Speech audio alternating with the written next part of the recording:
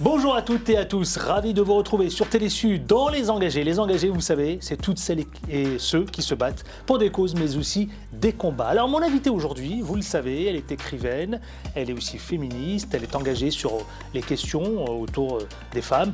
Elle a écrit plusieurs ouvrages, notamment, je vais vous le montrer, celui-là, qui s'intitule « Vous avez dit féministe ». Alors, elle est notre invitée et on va passer en revue évidemment tout ce qu'elle fait et ses combats. C'est parti tout de suite, générique.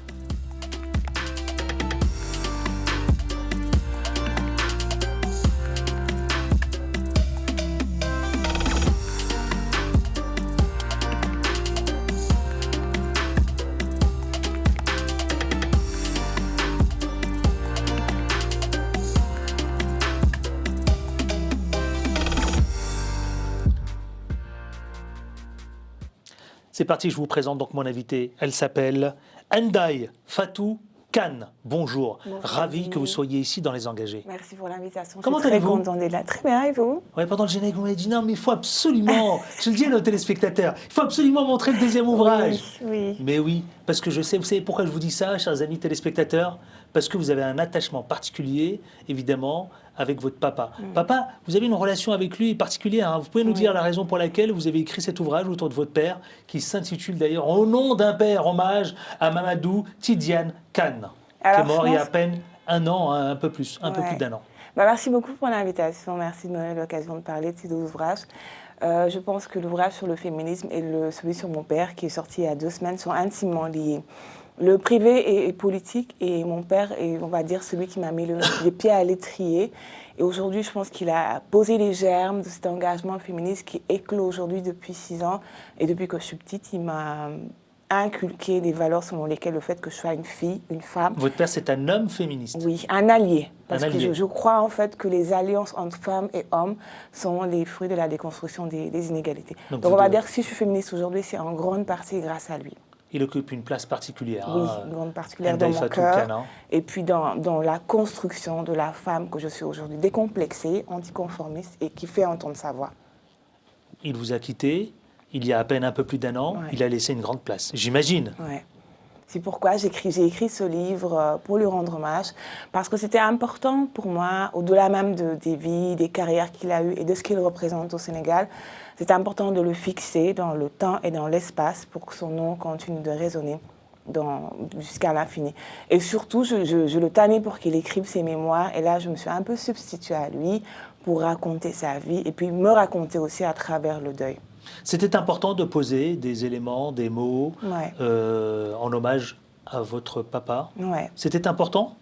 Oui, c'était important parce que je me suis dit, au-delà du deuil, de la douleur de l'avoir perdu, qu'est-ce que je pourrais faire pour lui rendre hommage, au-delà de la relation filiale qu'on a eue, lui rendre hommage de la place qu'il a occupée dans ma vie. Parce que je pense, autant un garçon et sa mère ont une relation particulière, mais une fille et son père, c'est vraiment extraordinaire et c'est ce qu'il représente et continue de représenter dans ma vie. Oui, très fusionnel. Très fusionnel. Justement, Ndaye Fatou Kane, vous dites un moment, vous dites que ça a été douloureux. Ça a été pour vous un deuil qui a pris du temps. Notamment, vous savez, il y a un passage qui a retenu mon attention. Vous dites « Rien ne me préparait au choc de l'annonce de la mort de MTK, décédé dans la nuit du 4 au 5 octobre 2021.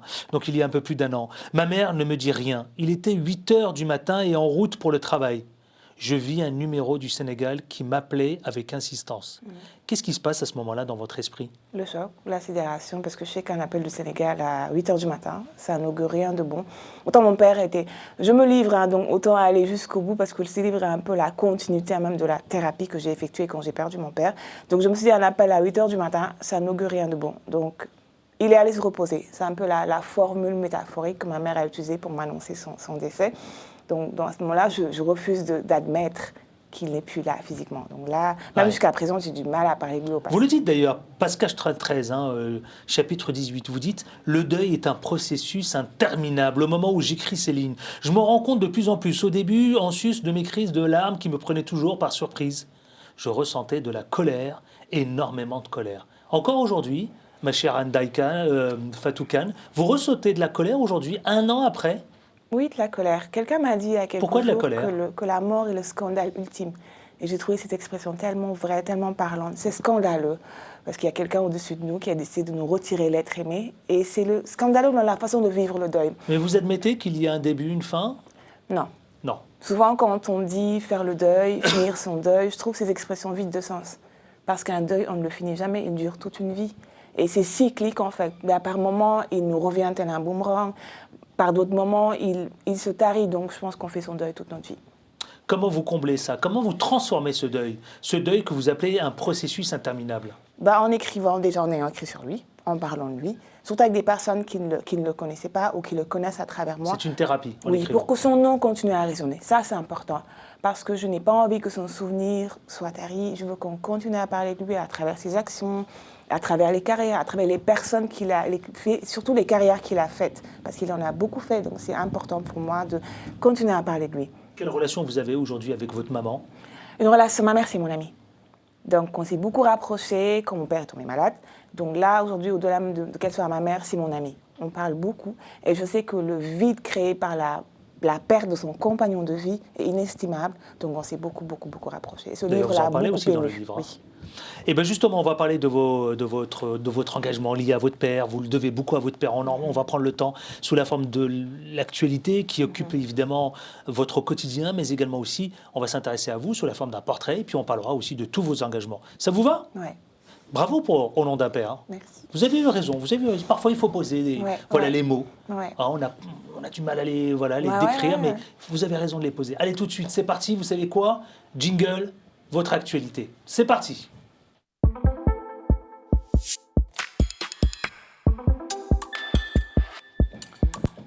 Alors, il y a ça, chers amis téléspectateurs, regardez bien.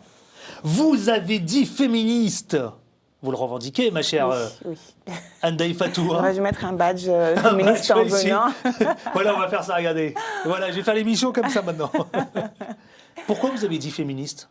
Parce que mon engagement féministe survient il y a 6 ans. Aux éditions L'Harmattan. Oui, il y a 6 ans, en 2016, lorsque l'affaire Weinstein explose dans le monde et qu'il y a une vague de revendications féministes autour des violences sexuelles. C'est le début de MeToo, de Balance ton port, dans la sphère hollywoodienne et après qui s'est étendue en Europe. Mais j'avais l'impression qu'en Afrique, et particulièrement au Sénégal, nous étions un peu laissés en rade parce qu'à l'effet de la globalisation, nous sommes englobés dans des phénomènes qui ne nous concernent pas ou très peu. Donc pour moi, c'est important de contextualiser. Les violences sexuelles sont une thématique dont on parle beaucoup en coulisses. Mais maintenant, je vois que de plus en plus de voix de femmes s'élèvent. Et c'est important que les voix de femmes soient entendues sur des problématiques qui les concernent. Donc j'ai créé Balance ton Saï-Saï. Saï-Saï qui veut dire pervers en Wolof, pour nous dire que nous nous approprions cette thématique et que nous voulons en parler. Sans pour autant, c'est important, où qu'une femme puisse être dans le monde, nous sommes solidaires. Je suis solidaire des exactions. Ça a pris au Sénégal? En Pas Afrique? autant que je voulais. Pas autant que vous vouliez. Mais pour quelle raison? Est-ce qu'on a une explication? Quand je regarde dans le rétroviseur, je me dis que c'est bien. Parce que maintenant, des voix de femmes commencent à s'élever de plus en plus. Mais au début, il y a eu de l'incompréhension, du déni. Parce que souvent, quand on parle de certains problèmes, on se dit oui, mais c'est des problématiques importées. Donc ça, déjà, ça augure d'une méconnaissance de notre histoire. Nous n'avons pas attendu l'Occident, la France, pour être décolonisée, pour être féministe. Donc ça, c'est important de partir du Sénégal, qui est mon centre, pour étendre au reste du monde. Dites-moi, qu'est-ce que finalement le féminisme? Pourquoi le féminisme? Et est-ce que le féminisme, vous lui donnez le même sens ici en Occident, en France, chez nous, qu'en Afrique? Est-ce qu'il a le même sens? Est-ce qu'il a la même connotation, ma chère Andaï Fatou Kane? Alors, je pense qu'une femme, où qu'elle puisse être dans le monde, en Europe, en Afrique, la lutte contre le patriarcat est la problématique qui nous réunit toutes, l'égalité d'un point de vue politique.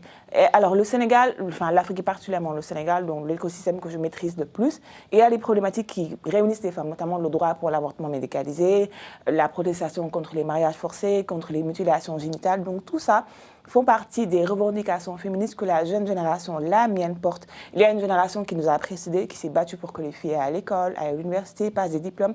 Donc il y a un passage de relais, chaque génération avec ses revendications. Justement, il y a une actualité toute récente. Je ne sais pas si vous l'avez suivi, ça se passe au Sénégal. En pleine assemblée, en plein hémicycle, en pleine assemblée nationale, il y a un député qui agresse sa collègue, qui frappe sa collègue. Je voudrais vraiment que vous commentiez cette image. Si en régie on a les images, il me semble que oui, on va les diffuser. Et vous allez, qu'est-ce qui se passe à ce moment-là? Donc on a le député qui vient frapper, qui vient agresser sa collègue.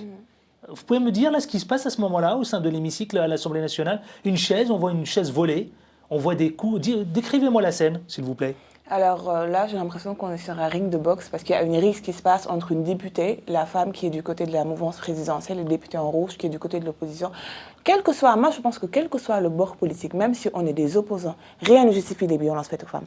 Cette image est une honte pour le Sénégal. Je veux bien qu'on voit l'image où le député agresse, mais vraiment de manière brutale, violente. Ouais. Violente. Regardez. Ouais. Cette image-là, qu'est-ce qu'elle évoque pour vous? Vous, c'est votre combat, ça, c'est votre quotidien. Qu'est-ce qu'elle évoque pour vous, cette image? Et là, il vient de donner un coup, là. Et le deuxième qui vient en appui. Je trouve ça désolant, très violent. Qui lâche son pied, d'ailleurs. Qui l'agresse violemment aussi, pareil.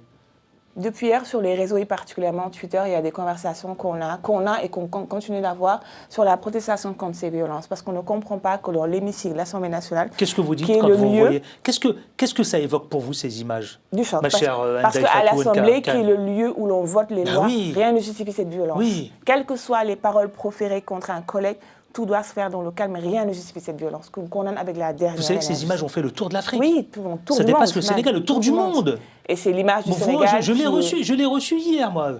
C'est pour ça que je voulais absolument qu'on en parle. Ouais. J'ai pensé à vous, justement, en préparant cette interview. Ouais. Et c'est choquant. J'espère qu'il y aura des poursuites judiciaires pour que plus jamais une femme, même si elle est dans l'exercice de ses fonctions, qu'elle ne reçoive une telle violence. Plus jamais. Plus jamais. Ouais. C'est très grave ce qui s'est passé. C'est très, très grave. Et des voix se font entendre. Et je trouve ça bien.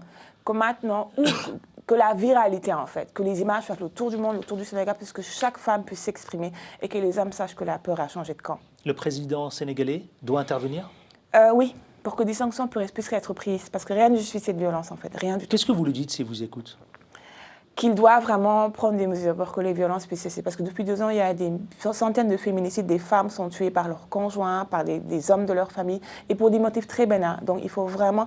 La loi contre la criminalisation du viol a été votée il y a 3 ans, mais il faut que des sanctions puissent être prises. Et là, on sentira vraiment qu'il y a un appui.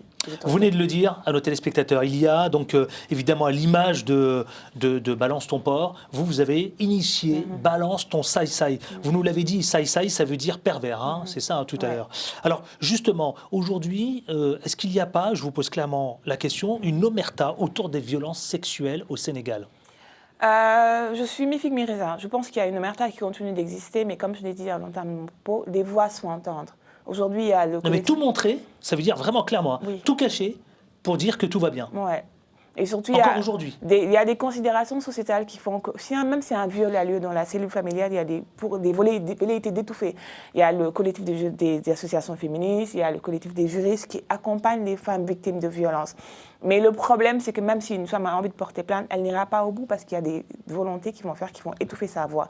Mais là, j'ai confiance, j'ai l'impression qu'une révolution est en marche et ça prendra un processus très, très long. Mais à la finalité, les femmes seront conscientes de leur force. Il y a une déclaration que j'ai reprise, qui a tout son sens. Je voudrais vous la soumettre. Vous savez, ma chère Ndaye Fatou Kane, tu étais, j'ouvre les guillemets, hein, quand une femme est violée, on lui dira, j'ouvre les guillemets, tu étais habillée comment? Point d'interrogation.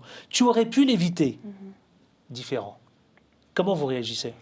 Alors, je pense que même le point de vue de départ de notre MeToo au Sénégal, c'était à 4 ans, lorsqu'un professeur de philosophie a tenu ses propos sur une émission de télé, en disant que si les femmes sénégalaises sont violées, c'est de leur faute à cause de leur habillement. Et par un extraordinaire retournement de situation, les victimes endossent le rôle de bourreau. Je pense qu'un homme, quelle que soit la situation dans laquelle il est avec une femme, rien ne justifie le viol, rien du tout. L'habillement, la situation, rien du tout. Justement, vous me dites, hein, si c'est la réalité, c'est que le féminisme a existé en Afrique, hein, bien avant l'arrivée des colons en Afrique. Hein. Oui. Vous êtes d'accord avec ça, hein? C'est-à-dire que les hommes me disent que je suis occidentalisé. C'est ce qu'on vous dit, vous, d'ailleurs. Pour quelle raison on vous dit ça? Que vous vous êtes occidentalisé. Ça veut dire quoi, s'occidentaliser, ça? Souvent, quand on me dit ça, je rigole parce que je me dis qu'on n'a pas attendu la France, l'Occident pour être moderne et pour avoir des droits. Rien de ce qui est français nous est étranger au Sénégal. Nous vivons avec la France, nous consommons français. Donc, nous n'avons pas hérité des tares et même de certaines valeurs de la France. Nous affranchissons, nous avons nos problèmes, nous avons nos préoccupations et nous nous combattons. Donc souvent, quand on me dit que je suis occidentalisée, que je réside en France, certes, mais tout ce qui m'intéresse, ça se passe au Sénégal. Donc c'est une méconnaissance de notre histoire des grandes figures féministes qui sont sénégalaises. Donc non, je réfute ça avec la dernière énergie. Allez, on va tenter de mieux vous connaître. Vous savez quoi? On va aller franchir justement ce qui vous anime dans votre quotidien, même si vous nous l'avez dit. Votre papa y est pour beaucoup de choses. C'est parti, jingle, vous savez, le portrait. Parti.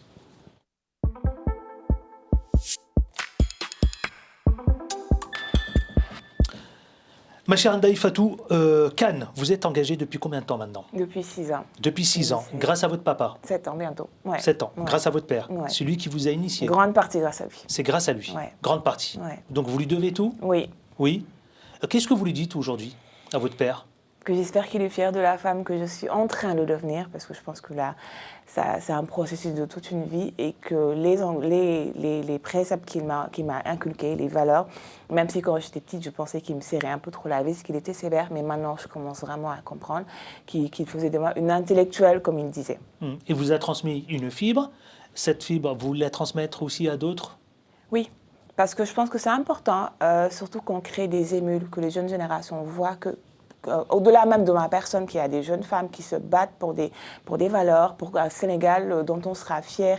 Et j'espère que la postérité nous jugera positivement. C'est ça qui est important. Vous, auteure, écrivaine, blogueuse, qu'est-ce qui vous révolte?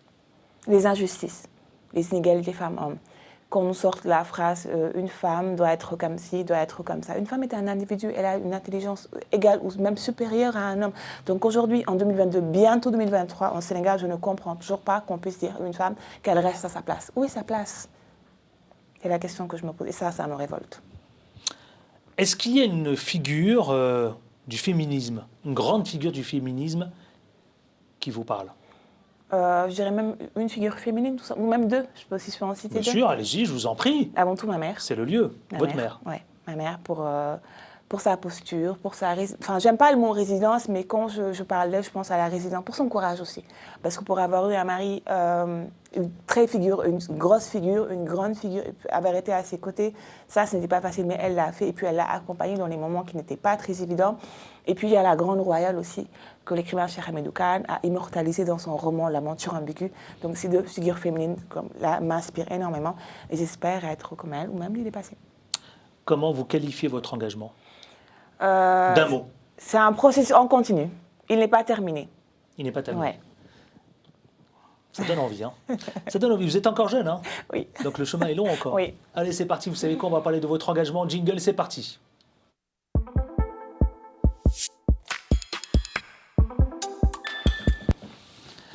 Je sais, ma chère Andaï Fatou, ça vous fait sourire. Hein, pourquoi?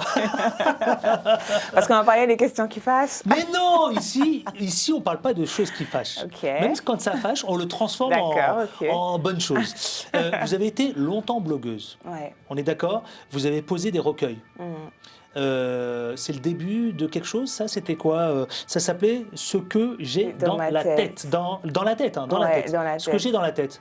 Pour quelle raison vous aviez voulu poser évidemment des recueils? C'est quoi? C'était votre quotidien? C'était quoi? Vous étiez étudiante, il me semble. Ouais. Alors la création du blog coïncide avec ma première année en France, donc en 2007-2008.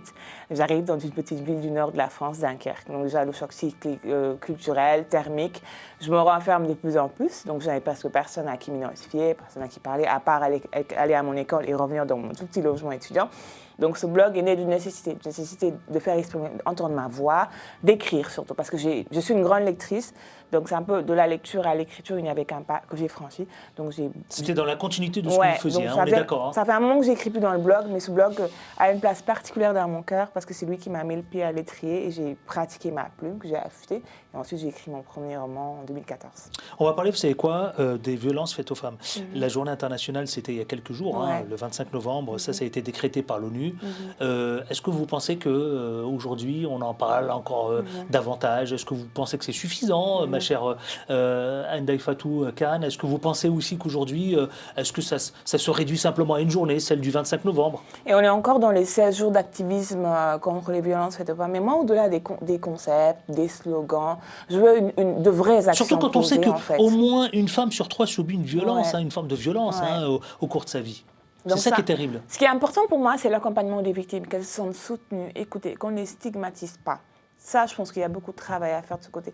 Et que les autorités publiques, les ministères de tutelle, la présidence même de la République, prennent conscience qu'il y a des femmes, au-delà même de la sphère de Dakar, qui est la sphère urbaine du Sénégal, dans les villes les plus reculées du Sénégal, que les femmes sachent qu'il y a des personnes qui sont là, des institutions qui sont là pour les accompagner. Ça, je pense qu'il y a encore du travail à faire à ce niveau. Est-ce que, si je vous dis ce mot, est-ce qu'il est suffisamment fort? C'est un fléau mondial, Oui. avec une ampleur qui est encore méconnue. Ouais. Mais il faut contextualiser. Ça vous va, ça? Oui. Mais mondial, africain, sénégalais aussi. Donc je pense que c'est important qu'on pose des mots et que chaque femme, dans la sphère où elle vit, le pays où elle vit, puisse savoir que là, il y a des choses qui se font. Qu'est-ce que je peux faire pour faire avancer Le la risque, cause? il est plus élevé où? Chez les femmes pauvres, marginalisées? Oui. Est-ce qu'il y a un Qui sont milieu plus vulnérables. exposé, plus vulnérable que d'autres? Enfin, je pense que les violences sexuelles n'ont pas de considération de milieu social ou pas. Une femme peut être violentée même si elle est ultra privilégiée, parce que les hommes les violentent. Mais je pense que les couches les plus vulnérables sont les femmes analphabètes, seules, qui cochent plusieurs cases d'oppression. Donc c'est elles qui sont le plus accompagnées. Et c'est là où l'ONU Femmes prend en considération les violences physiques, sexuelles, domestiques. Vous avez envie parfois de les interpeller, l'ONU? Oui, je les interpelle Sénégal? sur Twitter, dans mes tweets, leur dire Qu'est-ce que vous leur dites? Telle chose s'est passée, quelle est votre réponse? Nous, on attend votre réponse, vous êtes là pour les femmes, donc il faut réagir. C'est bien les slogans, c'est bien les campagnes de sensibilisation, mais il faut les actions sur le terrain. Je reste encore sur ma faim. Les mutilations sexuelles, vous en parlez aussi? Oui, les mutilations génitales, telles que l'excision ou l'infibulation. Elles ont tendance à disparaître, mais encore, moi j'ai envie de parler de pratiques culturelles quand on parle des mutilations génitales, parce qu'il y a encore certains groupes ethniques qui pensent qu'une ablation du clitoris ou des grandes lèvres, ça relève de la culture. C'est là qu'il faut faire un travail de déconstruction. Encore en 2020, c'était il n'y a pas si longtemps que ça, l'Afrique subsaharienne connaît le plus haut nombre de mariages d'enfants. Plus d'une femme sur 3 de la tranche entre 20-24 a été mariée avant ses 18 ans.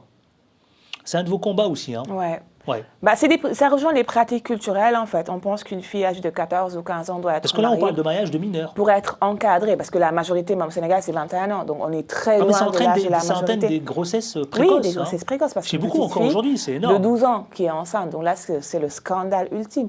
Donc là, il faudrait aussi faire un travail de sensibilisation pour que les parents puissent comprendre que les filles n'ont pas vocation à gérer la sphère domestique uniquement. Elles doivent aller acquérir de la connaissance, autant que les garçons.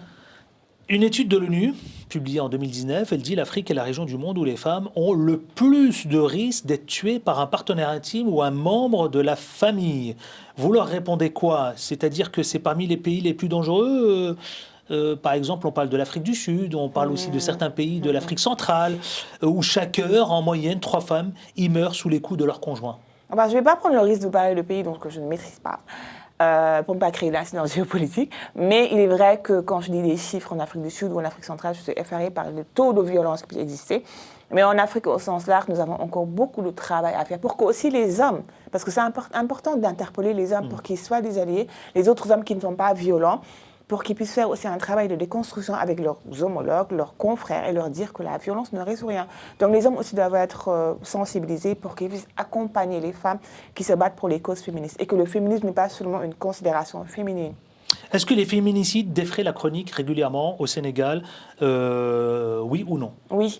Et j'ai envie de dire que les féminicides... Vous savez pourquoi je vous pose la question? Longtemps. Allez-y, pardon. C'est juste que maintenant, c'est plus médiatisé, avec les réseaux sociaux et les journaux et les personnes qui s'emparent de ces problèmes. Je vous dis pourquoi. Parce que j'ai remarqué, alors le Sénégal peut-être est précurseur dans ce domaine, au Sénégal, les imams, ils s'impliquent. Oui. Je dis ça parce que lors de prêches, les imams, on leur a demandé justement de s'impliquer et d'appeler et d'enjoindre justement les maris à ne pas violenter leurs épouses. Belle initiative, oui. Très belle, oui. Je trouve que la religion s'en mêle. Oui, et parce que je trouve que le Sénégal, la religion et la culture sont intimement liées. Donc quand on entendra les prêches, parce que c'est important de créer un travail d'émulation, que les hommes puissent entendre, que les autres hommes les sensibilisent et qu'ils puissent comprendre que la violence ne résout. Donc c'est important que les imams puissent porter la parole aussi. Porter la parole. Comment justement vous voulez la porter, vous, à travers vos combats et votre cause, quand on parle évidemment, vous, féministe, aujourd'hui? En mêlant militantisme, en mêlant production intellectuelle, je pense que tout est lié.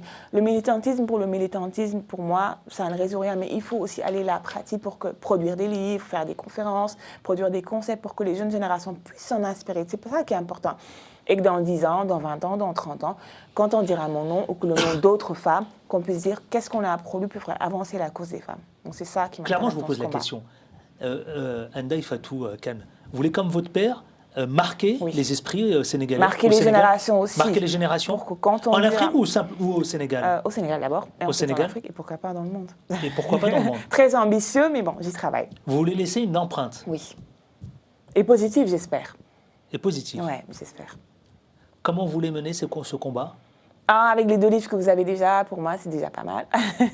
Et puis, vivant les années, je produirai, j'écrirai, je ferai entendre ma voix. Faire entendre ma voix, pour moi, c'est la chose la plus importante que mon père m'ait léguée.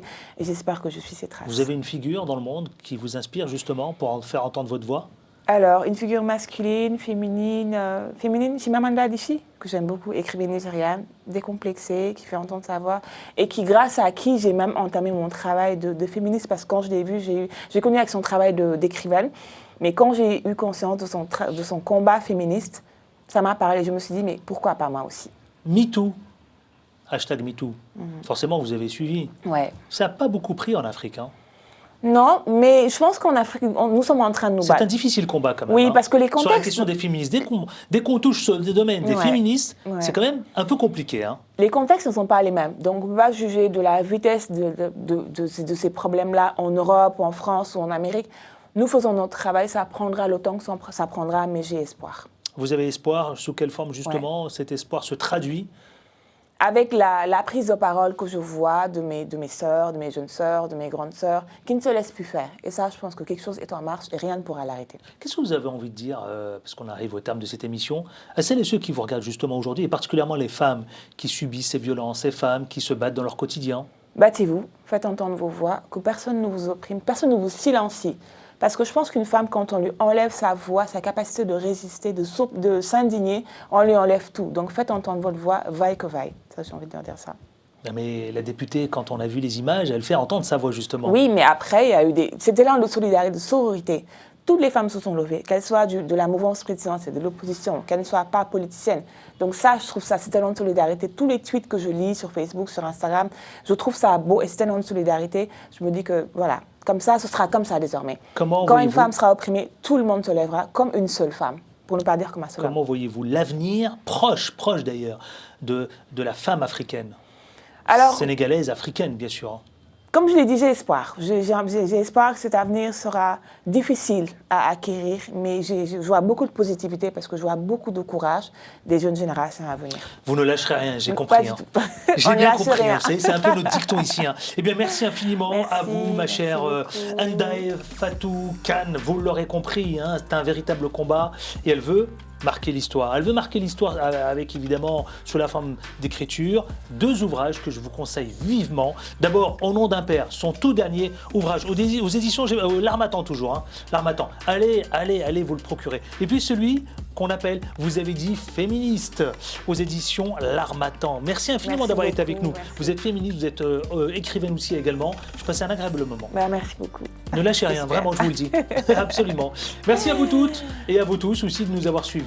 Et je vous dis à très bientôt ici même, sur ce plateau, sur Télé Sud, dans Les Engagés. Prenez soin de vous, mais surtout, on ne lâche rien. Ciao, ciao.